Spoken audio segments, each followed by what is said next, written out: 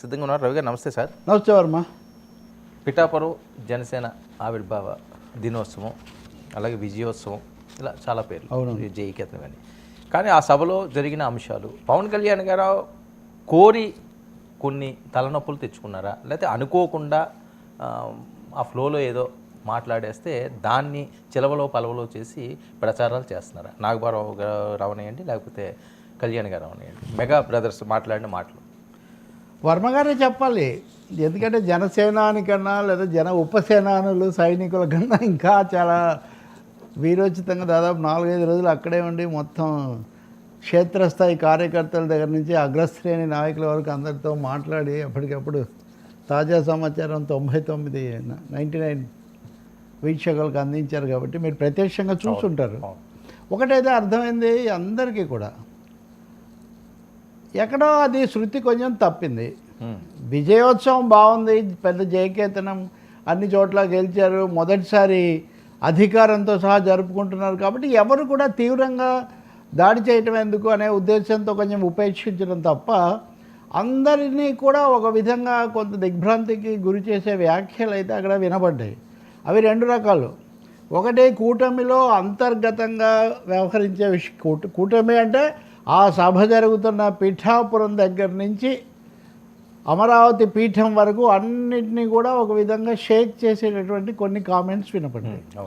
ఇక రెండోది, దేశ రాజకీయాల దృష్టితో చూసినప్పుడు లౌకిక తత్వం, ప్రజాస్వామ్యం, దక్షిణాది ప్రయోజనాలు, ఇలాంటి అంశాల్లో కూడా పొంతన లేని, వాస్తవం కాని అనేక వ్యాఖ్యలు సేనా నోట్లో నుంచి వచ్చాయి. చివరకు ఒక తమాషా చెప్తాను నేను. ఆ ముగింపు, ఆయన చేసిన ముగింపు కూడా ఆయన చెప్పిన దానికి అనువుగా ఉందా కూడా మీరు తర్వాత చెప్తాను నేను మీకు. మొదటి విషయం తీసుకుందాం. అంత పీఠాపురంతోనే మొదలైంది. అది పీఠాపురంతో మొదలుపెట్టి పీఠాపురం గురించి ఆయన మాట్లాడిన దానికి, అమరావతి పీఠం గురించి ఆయన మాట్లాడిన దానికి ఏమైనా పొంతనుందా? అంటే 150 స్థానాల దాకా తెచ్చుకున్నటువంటి, దాదాపు తెచ్చుకున్న అధికార పార్టీ, ప్రధాన పార్టీ, నాయకత్వ పార్టీ వాళ్ళనేమో నేను నిలబెట్టాను, నా విజయం మీ చేతుల్లో పెడుతున్నాను, మీరే గెలిపించాలన్న స్థాయిలో మాట్లాడి తనది కాని నియోజకవర్గానికి వచ్చి పోటీ చేసిన చోట విజయమేమో వర్మతో పాటు కలిసి వచ్చేటట్టుగా కర్మ అనే పదప్రయోగం కూడా చేసి, ఎవరన్నా అనుకుంటే పొరపాటు. అంటే పిఠాపురంలో వాళ్ళ విజయంతో ఎవ్వరికి సంబంధం లేదు, ఇంక్లూడింగ్ స్థానిక మిత్రపక్ష శాసనసభ్యుడితో, మాజీ శాసనసభ్యుడితో సహా. తనతో పాటు అన్ని సభల్లోకి తీసుకెళ్లారు. ఈ విజయం మాది కదా, అసలు ఆయన అంత చేశారన్నారు, సత్కారాలు చేశారు. అఫ్కోర్స్ ఓకే, నాగబాబు అన్న మాటలు అవి పవన్ కళ్యాణ్ కాదని అనొచ్చు. ఇంకా మెగా వాయిస్ కదా, దాదాపు అన్ని విషయాలు నాగబాబుతో చెప్పించడం జరుగుతూనే ఉంది కదా. కాబట్టి పిఠాపురం గురించి అలా మాట్లాడడం యాంటీ క్లైమాక్స్ ఒక విధంగా. కనీసం ఇప్పుడు ఏం చేస్తామంటే వర్మ, నేను 99 టీవీకి వస్తున్నాను అంటే ఈ వీళ్ళ నేపథ్యం ఏంటి, లేదా ఎలా జరుగుతుంది, మీరేం ఆలోచిస్తారు, ఈ వీక్షకులు ఏముంటారు, మనం దాని గురించి మాట్లాడతాం. కొంతమంది అంటున్నట్టుగా ఎక్కడికి వెళ్తే అక్కడ మనమేం మాట్లాడడం. కానీ సందర్భశుద్ధి అన్నటువంటి విషయం ఒకటి ఉంటుంది. హైదరాబాద్లో కూర్చొని మాట్లాడుతున్నప్పుడు మనం హైదరాబాదు, దాని నేపథ్యం, దాని ప్రాధాన్యత చెప్తాం. విజయవాడకి వెళ్ళినప్పుడు కృష్ణా నది, లేదా అక్కడ అది వరకు ఉన్న వామపక్ష నేపథ్యం, ఇప్పుడున్న రాజకీయాలు చెప్తాం. గోదావరి జిల్లాలకు పోతే అల్లూరి సీతారామరాజు గురించి, వీరేశలింగం గురించి తలుచుకుంటాం. నేను ఈయనను వాడితో పోల్చట్లేదు. కానీ పిఠాపురం బారాహిలో మీరు వెళ్ళిన రోజున వర్మ కొడుకును కూడా మీరు ఆ రోజు కీర్తిస్తుంది. వర్మ కొడుకును కూడా, చిన్న వర్మను కూడా. మరి ఇప్పుడు హఠాత్తుగా ఎవరన్నా అనుకుంటే వాళ్ళ కర్మాన్ని, మీరు ఎవరిని ఉద్దేశించి అంత కఠినమైన పదాలు వాడారు? జగన్ గురించి కాదు ఖచ్చితంగా, లేదు వామపక్షాల గురించి కాదు, సైద్ధాంతిక వ్యతిరేకులైనా. కాబట్టి తప్పకుండా నోరు జారడమే కాకుండా దీనికి ఇంకొక కామెంట్ కూడా యాడ్ చేయాలి. పీఠాపురం మా అడ్డా అని అంతకు ముందు రోజు నాదెండ్ల మనోహర్ ప్రకటించి ఉన్నాడు. సో క్లెయిమ్ అనేది, జనసేన క్లెయిమ్ అన్నది పిఠాపురం నుంచి మొదలవుతుంది. పిఠాపురం నుంచి పీఠం వరకు కూడా, అంటే రాష్ట్ర పీఠం వరకు కూడా మేమే నిలబెట్టాము, మా ద్వారా జరిగింది అని చెప్పేటటువంటి ఒక పెద్ద ప్రయత్నం. అంటే పిఠాపురంలో వాళ్ళ సహాయం మీకు అక్కర్లేదు. కానీ రాష్ట్ర స్థాయిలో అమరావతిలోనో లేదా రాష్ట్రంలోనో గెలవడానికి మటుకు మీ వల్లే గెలిచారు. ఇది ఎలా అండి? తర్క విరుద్ధం కదా. మిగతా విషయాలన్నీ పక్కన పెడదాం. కనీస తర్కానికి, రాజకీయ తర్కానికి, వాస్తవికతకు, గౌరవప్రదమైన సంబంధాలకు కూడా భిన్నమైన మాట. పోనీ అన్నారు ఏదో ఊపులోనో దీంట్లోనే అనుకుంటే ఇప్పటి వరకు దాని మీద ఏం సవరణ లేదు. అంటే వాళ్ళు దాన్ని తెలిసే కావాలనే ఉద్దేశపూర్వకంగా, వ్యూహాత్మకంగా ప్రకటించారు. వాళ్ళు ప్రకటించదలుచుకున్నారు మేము వచ్చామని. దానివల్ల ఏంటి సార్ ఉపయోగం? ఏముంది, మా పార్టీ శ్రేణులు ఉత్సాహపరచడండి, లేకపోతే మేమే స్వతంత్రం, మేము అంతకుముందు కూడా అనుకున్నాం కదా, అంటే మేమేదో అనుబంధంగా సహాయంగా ఉంటాం కదా, అసలు మేము నిలబెట్టామని. మీకు మేము ఉప ముఖ్యమంత్రిగా ఉండొచ్చు కానీ అసలు ప్రభుత్వానికి పునాది వేసింది, బీజం వేసింది, నిలబెట్టింది మేము అనే ఒక మాట చెప్పుకోవడం ద్వారా భవిష్యత్తులో ఇంకా విస్తరించడానికి, దానికి వాళ్ళ విశ్వాసం పెంచడానికి ఆయన ఆలోచన కావచ్చు, లేకపోతే ఆలోచన రాహిత్యం కూడా కావచ్చు. ఆలోచన రాహిత్యము, దాన్ని అంచనా వేయకపోవటం, అతిగా అంచనా వేసుకోవటము. మీరు మొన్న సభలో చూడండి, పవన్ కళ్యాణ్ చాలా వరకు కొంచెం ఆత్మకథా శ్రవణం చేశారు, జ్ఞాపకాలు చెప్పారు, స్మృతి శకలాలు మనకు వినిపించారు. ఇదంతా ఓకే, గద్దర్ దగ్గర నుంచి అవన్నీ. ప్రతి దాంట్లో కొన్ని వైరుధ్యాలు ఉన్నాయి. నేను వ్యాసాల్లో రాశాను, ఇక్కడ అన్నీ నేను చెప్పను. కానీ మొత్తంలో లోపించిందని చాలా విషయాల్లో ఇంతకుముందు చెప్పిన దానికి ఇప్పుడు చెప్పిన దానికి పొంతం లేదు. రాజకీయంగానే కాదు, అన్న గురించి కానీ, నాన్న గురించి కానీ, కుటుంబం గురించి కానీ, రాజకీయాల గురించి కానీ, ఆఖరుకు చెగువేరా గురించి కానీ, అంటే పిఠాపురం నుంచి చెగువేరా వరకు అన్ని విషయాల్లో గొంతు ఎక్కడో లయ తప్పింది కొంచెం. అది ఎందుకు జనాన్ని చూసి ఆ ఉత్సాహంలో ఆయన రాసుకొచ్చారు, పైగా రాసుకొచ్చారు అనేది కూడా కనిపిస్తుంది. అంటే ఆయన ఒక స్క్రిప్ట్ ఉంది ఆయన దగ్గర, ఆయన స్క్రిప్ట్ రాంగ్ స్క్రిప్ట్ ఖచ్చితంగా. సినిమా సూపర్ హిట్టే కానీ స్క్రిప్ట్ మటుకు ఎక్కడో అది కొంచెం లెక్క తప్పింది. మీరు చూడండి, ఇప్పుడు అత్తారింటికి దారేది సినిమా నేను పవన్ కళ్యాణ్ కోసం చూడలేదు లేదా బాగానే అంటే ఎలా ఉంటుంది? చెగువేరాన్ని నేను కమ్యూనిజం కోసం ఆరాధించలేదంటే ఏమన్నా అర్థం? What is he? నేను కాశీకి వెళ్ళాను కానీ ఈశ్వరుని చూడడానికి కాదు, లేకపోతే అక్కడ ఎక్కడికి అంతర్వేదికి వెళ్ళాను కానీ గోదావరిలో స్నానం చేయి, ఇదేమన్నా పొంతన ఉండే మాటలేను. What is Che Guevara except but for his communism? మీరు ఏ విషయం తీసుకున్నా కానీ, నేను అప్పుడు అలా ఉన్నాను ఇప్పుడు మార్చుకున్నానని చెప్తారా, అది వేరే విషయం. అంటే అతకని సమర్థనలు, పొంతన లేని సమర్థనల కోసం పవన్ కళ్యాణ్ విపరీతమైనటువంటి ప్రయత్నం చేశారనేది స్పష్టం. గద్దరు తనప్పుడు చారు మజుందార్ పేరు కూడా పెట్టాడు దాంట్లో, ఇది ఖుషీ సినిమాలో, ఏ మేరా జిందగీ ఏదో పాటలో. మూడోది మాస్టర్జీని తీసుకొని నేను ఆ పాట కట్టించాను, నారాజు కారాకురు అన్నయ్య, నజీరు అన్నయ్య అన్నది. గుజరాత్ మత మారణకాండ నేపథ్యంలో నేను పని కట్టుకొని ఆ పాట రాయించి సందేశం ఇచ్చాను అన్నాడు. మంచిది, మీరు చేసిన ఒక మంచి పని. కానీ వెంటనే ఏమన్నారు, అది ఒకటే మాట్లాడితే ఎట్లా, గోద్రాలో జరిగినందువల్ల ఇది జరిగింది అన్నాడు. సరిగ్గా నిన్న ప్రధానమంత్రి అదే చెప్పారు.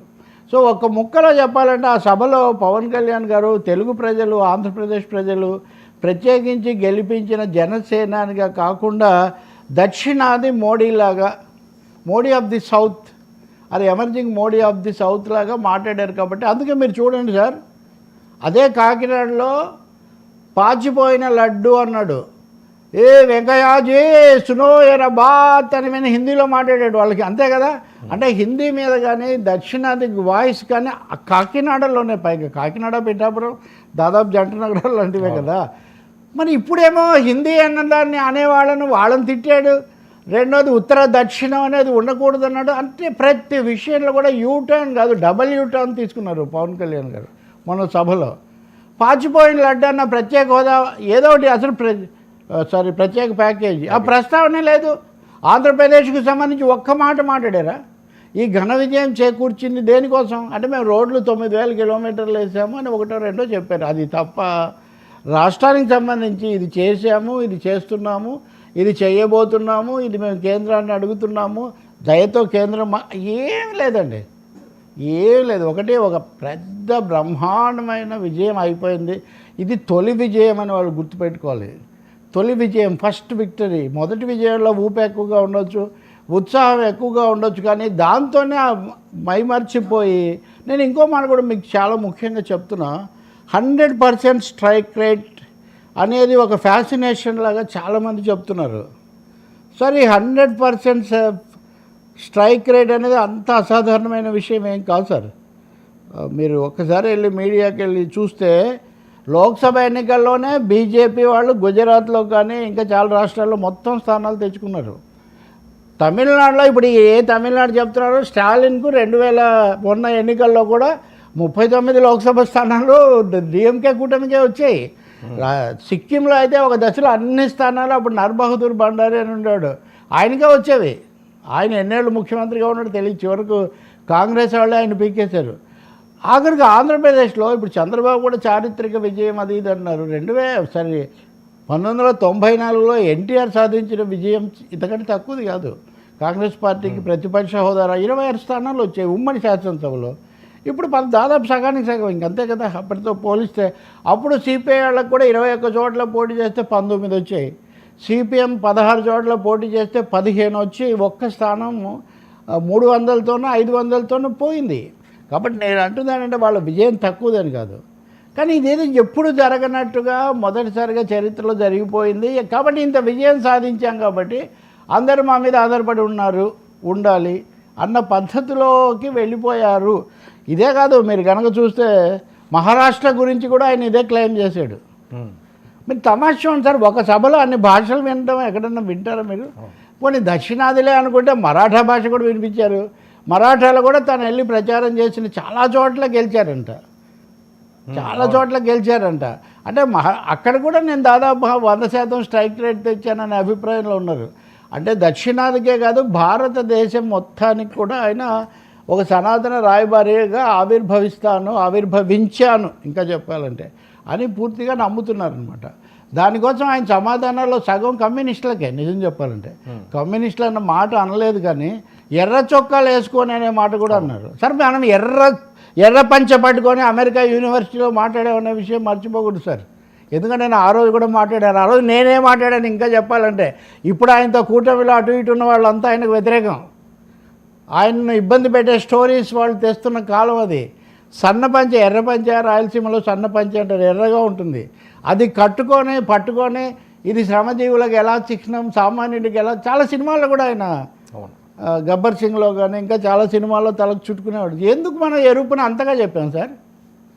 దాంతో అది కూడా మానవత్వం. అంటే చెగువేరు అంటే డాక్టర్ కాబట్టి అనుకో, ఆ ఎర్ర పంచ పెట్టుకున్న వాళ్ళు డాక్టర్లు కాదు. అంటే మనం ఒక ప్రయత్నం చేసాం, మనం లెఫ్ట్తోనో ఎరుపుతోనో చేసాం, అది జయప్రదం కాలేదు, మారాను ఇటు వచ్చాను అని చెప్పండి, తప్పేం లేదు. కానీ ఒక్కసారిగా దాన్నే తప్పించడము, లేకపోతే ఇతరులందరూ తప్పులు చేస్తున్నారంటాము, ఉత్తర దక్షిణాల మధ్య ఉన్న సమస్య అసత్యం అన్నట్టు ఇవన్నీ ఎందుకు మాట్లాడుతున్నారు? హిందీ భాషను రుద్దడం లేదా? హిందీ భాష భారతీయ ఆత్మ అని అమిత్ షా ప్రకటించలేదా? తెలుగు భాష భారతీయ ఆత్మ కాదా? తమిళం భారతీయ ఆత్మ కాదా? బెంగాలీ కాదా? జనగణమన అధినాయక జయ హే భారత భాగ్య విధాత అని జాతీయ గీతం బెంగాలీలో, వందే మాత్రం అది కూడా బెంగాలీయే.